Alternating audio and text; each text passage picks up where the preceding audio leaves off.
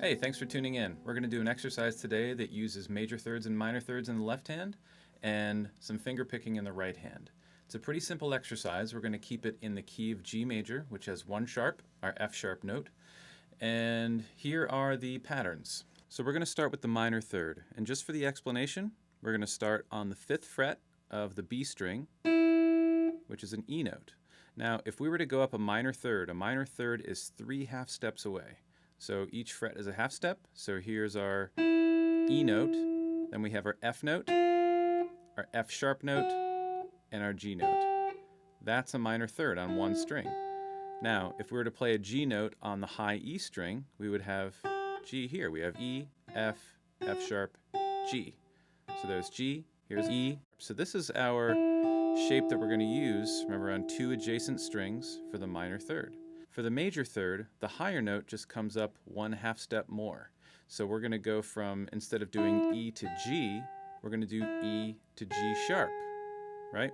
So, and we wouldn't call that note A flat if we were calling it a third, because for a third we have to think about the letter names. So we have E, F, G, right? So as long as we have 3 letter names, like if we did E, F, G, A, that's now a 4th, right? So we're calling it G sharp to make sure that we still have a third. Okay? So, and then here was our minor third, right? E to G natural. E to G sharp is just 1 half step up.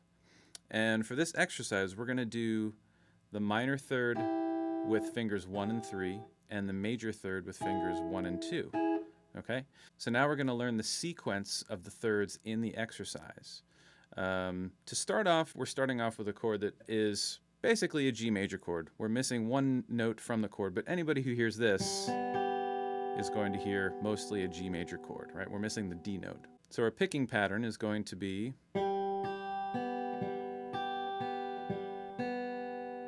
right again.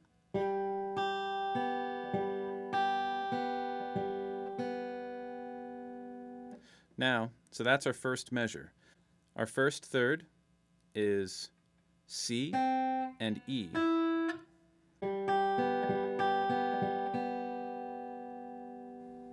Our second third, we're going to do D and F sharp. That's a major third. It's kind of a G major 7th type sound.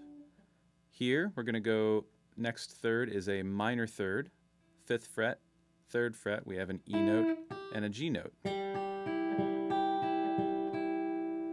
Our next third, we have another minor third, from F sharp to A.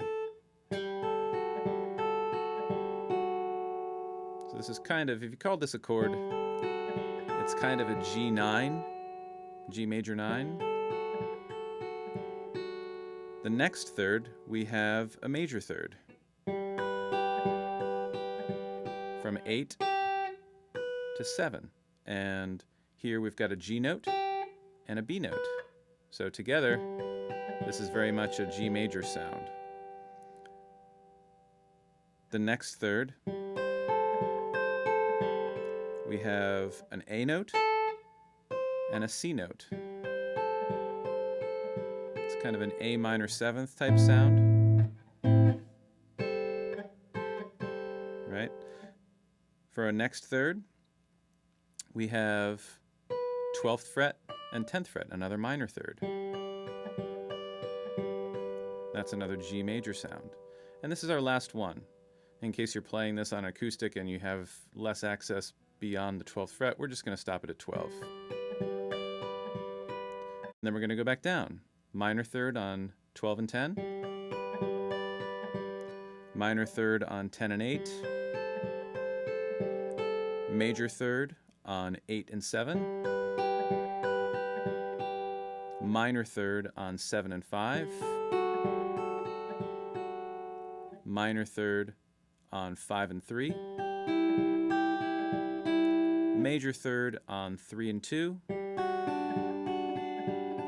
major third on 1 and 0, and then back to our starting chord.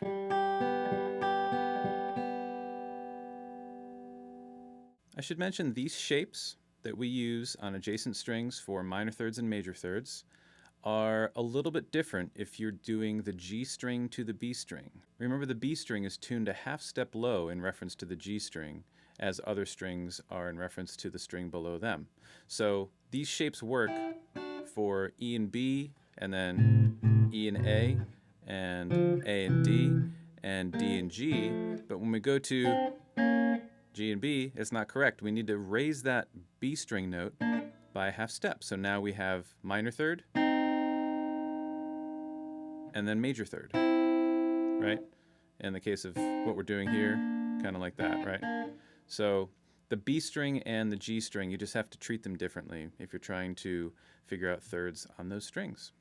Okay, I hope you found this video helpful.